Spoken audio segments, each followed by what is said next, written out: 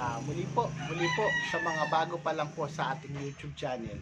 Kung ngayon nyo pa lang po kung napanood sa cellphone po ninyo sa YouTube, kung pwede po ay paki-like, comment at subscribe po ang ating YouTube channel. At yung bell po ay huwag pong kakalimutan na pindutin para may notification po kayo sa mga vlog na ating ina-upload. Ayun po ang pag-uusapan po natin ngayon ay si Epifanio Labrador pa rin po, kasi siya pa rin po ang trending. Siya pa rin po ang trending sa social media. Kaso nagte-trending po o sumisikat po ang vlogger na to sa mga kasinungalingan, sa hindi makatotohanan na pinagsasabi niya tungkol sa mga iglesia ni Cristo. Doon po siya sumisikat ngayon. At sa mga kapatid naman po, sa mga kapatid naman po, ay wag na po natin panoorin. Wag na po natin panoorin si Epifanio Labrador. Kasi kaya niya ginagawa yung pagtuliksa, yung panglalait sa ating mga iglesia ni Cristo para dumami po ang kanyang views, di ba? Alam niya na ang iglesia ni Cristo ay may kaayusan. Kaya sabi niya, ito ang babanatan ko. Kasi sigurado, di ba? Sigurado na manunood tayo sa mga pinagsasabi na kasinungalingan ni Epifanio Labrador. At tungkol naman po sa atin na mga miyembro po sa iglesia ni Cristo, alam po natin kung ano ang totoo at kung ano ang hindi totoo.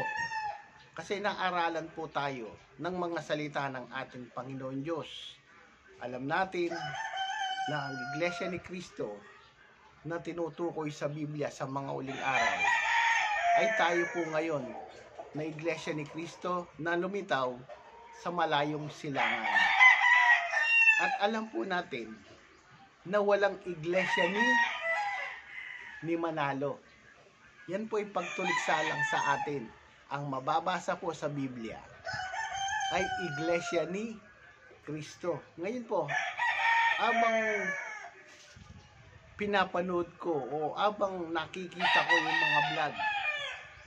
mga vlog ni Epifanio Labrador, never ko siyang nakitang walang face mask. Never ko siyang nakita na nagsasalita o nagbablog na hindi po naka-face mask. Napag-isip-isip ko, ewan ko kung ito po ay naisip na po ninyo mga kapatid, o kung hindi man po kayo mga kapatid sa iglesia ni Cristo, siguro naisip ninyo, bakit palaging naka-face mask? Bakit palaging nakatakip? Bakit palaging nakatakip yung mukha ni Epifanio Labrador? Napakasarap po. Napakasarap po na mag-vlog. Napakaganda pong mag-vlog na hindi po nakatakip ang iyong mukha. Tulad po nung akin, ayan. Napakasarap po na mag-vlog na hindi po nakatakip yung inyong pagmumukha, kasi kitang-kita po kayo ng mga nanonood. Di ba? Kitang-kita kayo ng mga nanonood sa inyo na kayo nga yan. Kaya kapag nasa lubong po kayo sa daan, kapag nasa lubong kayo kung saan mang mall, palengke, sigurado makikilala po kayo kasi wala pong takip ang inyong mukha. Ibig sabihin po nun, wala po kayong tinatago. Ayun po ang gusto kong sabihin. Ibig sabihin po nun, wala kayong nililihim. Di katulad po ni Epifanio. Yun, sumasang-ayon po yung mga manok kasi umaga po ngayon, dito po sa amin, sa probinsya, marami pong mga manok yung kapitbahay ko. Kaya dinig na dinig po ninyo yung mga manok, saka sariwang-sariwa po ang hangin. Ngayon, mabalik po tayo kay Epifanio Labrador.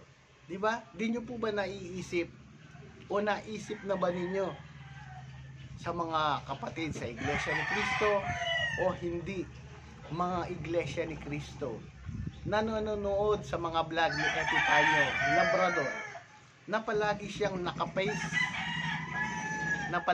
naka-face mask. Lumipat na siya ng tirahan. Kumbaga, parang nakikita ko dun sa mga vlog niya ay siguro nasa bundok. Sabi niya nasa bundok o nasa mga halamanan. Siya na lang mag-isa doon. Siya na lang nandun, naka-face mask pa rin siya. 'Di ba? Sabi ko, may inililihim ang taong ito. O may pinagtataguan ang taong ito. O yung mga nagko-comment po dyan na kampi po kay Epifanio Labrador, siguro po sasang-ayon po kayo sa akin na kapag tinatago mo ang iyong mukha sa media, ibig sabihin po nun, may tinatago ka. Halimbawa po, halimbawa lang, yung mga nahuli po ng mga alagad ng batas, halimbawa, prinisinta, yung iba po doon na high value target, nakatakip po ang kanilang mga mukha, hindi pinapakita. Di ba? Tulad nga po ni Epifanio Labrador. Sabi ko, may itinatago ang taong ito. Okay lang po sana kung pandemic pa di ba? Okay lang sana kung may COVID-19 pa. Pero, siguro kahit may COVID-19 pa, kung nagsasalita ka naman, ikaw lang mag-isa, tulad ko ngayon, ako lang mag-isa, okay lang sigurong magtanggal ng face mask. Pero si Epifanio Labrador, yun. Sabi ko nga po, palagi siyang may face mask. At ito po yung napanood ko sa isang vlogger. Sabi ko po, nanonood din po ako ng mga vlog ng mga ibang vlogger. Pinapanood ko yung kanilang mga estilo, kung paano sila mag-vlog. Kasi wala naman pong kagad marunong sa pagbablog. Wala namang marunong kagad sa pagsasalita. Lahat po yan ay napag-aaralan. Ito po yung isang napanood ko sa YouTube at sa mga kapatid po. Ayun, nakikiusap po ako sa inyo. At sa mga hindi po kapatid, kung pwede rin po, paki-subscribe po yung YouTube channel nung isa na vlogger na nagsiwalat o nakakita ng lihim. Kapag lihim kasi talagang tinatago yan. Kapag lihim, itinatago yan. Magaling lang po tong kapatid o magaling lang po to na isang vlogger. Kasi nakita niya po o nalaman niya yung lihim na nililihim ni Boy Mura. Kaya pala siya palaging naka-face mask. Ito po yung YouTube channel ng isang vlogger, Tanglaw TV. Ito po, Tanglaw TV. Pakinggan po natin sinasabi niya.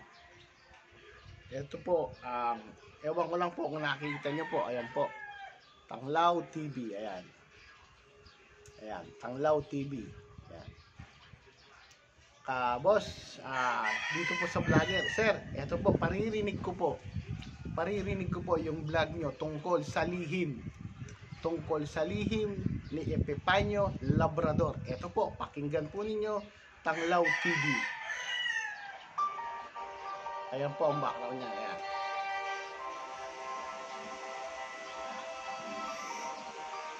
Bababaan ko lang po para makita niyo po yung kaya Tanglaw TV. Ito po, paki-subscribe niyo po yung YouTube channel ni Tanglaw TV. Ayan po, ito po.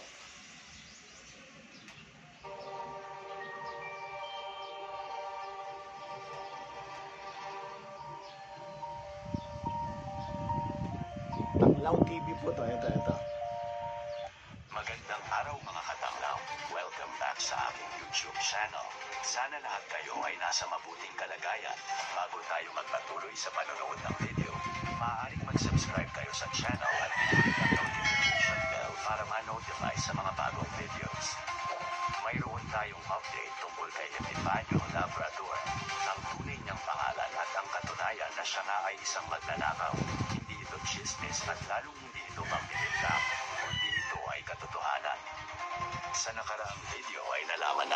Mayroon siyang dating YouTube channel na ang pangalan ay Volkidos Fighter. Napag-alaman natin na siya pala ay nagtuturo ng martial arts at siya ang founder ng Volkidos Fighter. Kaya pala sa mga videos niya ay ipinapakita niya ang kanyang kaalaman sa martial arts. Ngayon naman mga katanglaw, gaya ng ipinakita sa nakaraang video, sinabi natin na siya pala ay isang magnanakaw. Dahil sa ginawa nating pagsusuri doon sa kanyang video sa dating YouTube account, sinabi doon na founder siya ng Volkidos Fighter. Kinuha o ninakaw niya ang pera ng mga estudyante niya, itinakbo at hindi na nagpakita. Ang ganung gawain nga ay masasabi nating pagnanakaw o theft. Para patunayan natin ang sinabi ng naging estudyante niya na ito ang si Richard Vallejo's Palacio o mas kilala sa pangalang Epifanio Labrador, ay ipapakita natin ang isang katunayan na siya nga ay may kasong theft o pagnanakaw. Nakalagay dyan sa larawan, pangalan Richard Vallejo's Palacio. Crime, Qualified Theft Court, Regional Trial Court, Branch 40. Sa date issue ay dalawa ang nakalagay. Ang date ay October 6, 2017 at June 18, 2018. Malamang sa malamang, dalawa ang kaso niya na theft o pagnanakaw.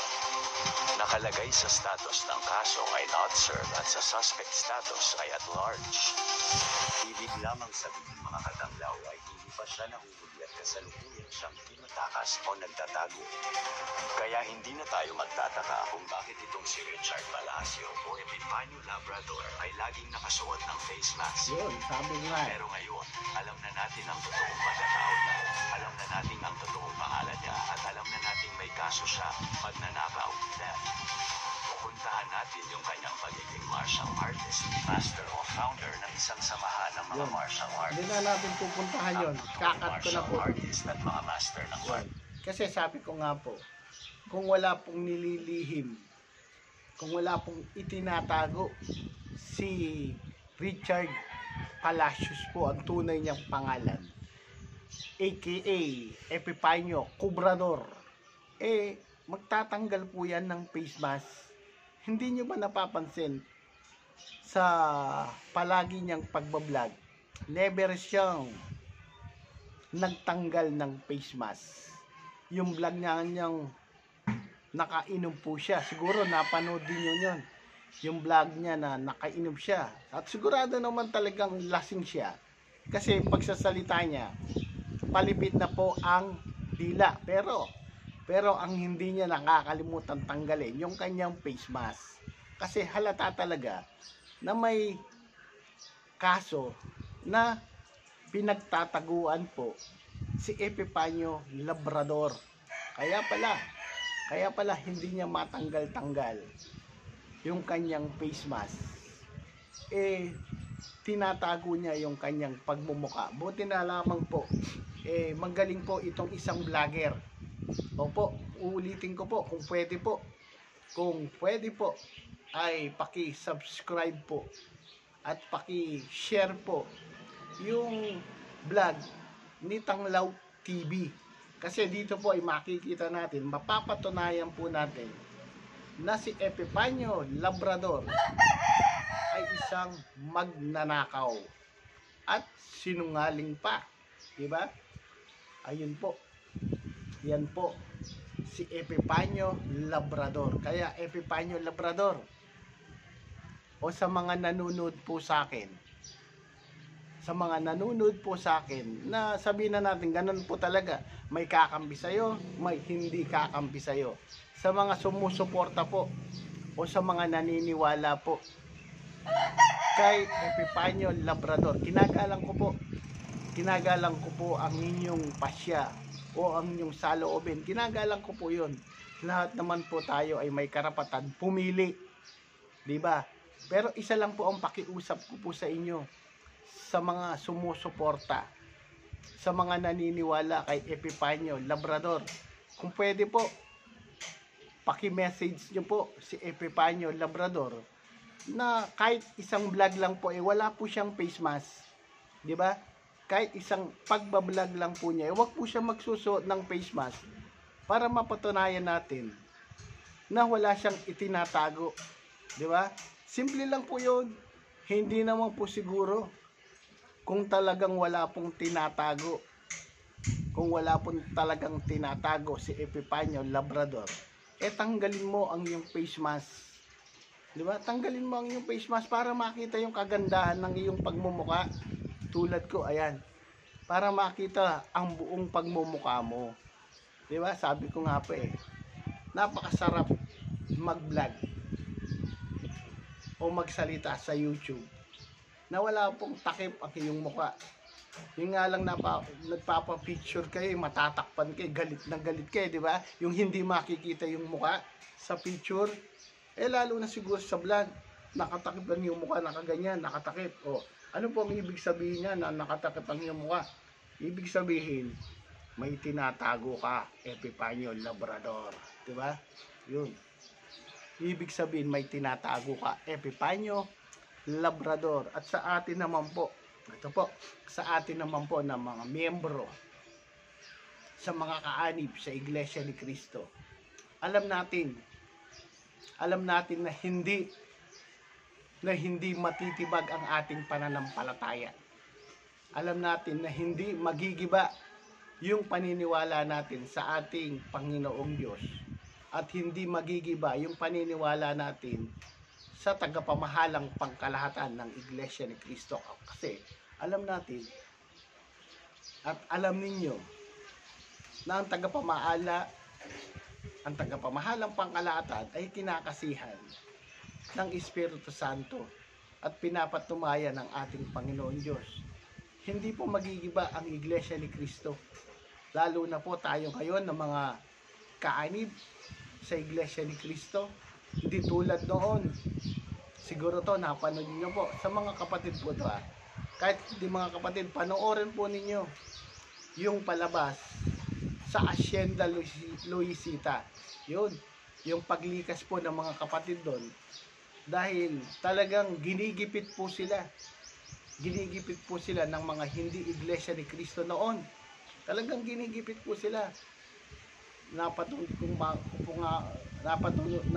ko nga yun yung sumasakay o nakasakay na yung isang estudyante, pinababa kasi Iglesia ni Cristo siya. Yung isa naman, yung bata, bumibili sa tindahan, Iglesia ni Cristo siya, hindi pinagbilhan. Napakahirap po ng pag-uusig sa Iglesia ni Cristo yon, sa ginagawa ngayon ni Epifanio Labrador ng pag-uusig o panlalait sa ating mga Iglesia ni Cristo. Wala po yan. Walang silbihan. At para naman po kay Epifanio Labrador, harapin mo ang mga kaso na ipapatong sa iyo ng Iglesia ni Cristo. Harapin mo, Brad. Sabi mo matapang ka, di ba? Sabi mo matapang ka. Ngayon nagsampa na ng kaso ang mga Iglesia ni Cristo, nagtatago ka. Harapin mo yung mga kaso. At tungkol naman sa mga pinagsasabi mo na papatayin ka ng mga Iglesia ni Cristo, hindi gagawin yung Brad. Hindi gagawin ng Iglesia ni Cristo yun. Bakit? Makinig po kayo Makinig po kayo sa mga hindi po membro ng mga Iglesia ni Cristo o hindi Iglesia ni Cristo, at sa mga kamag-anak ni Epifanio Labrador at sa iyo, Epifanio Labrador, makinig ka rin.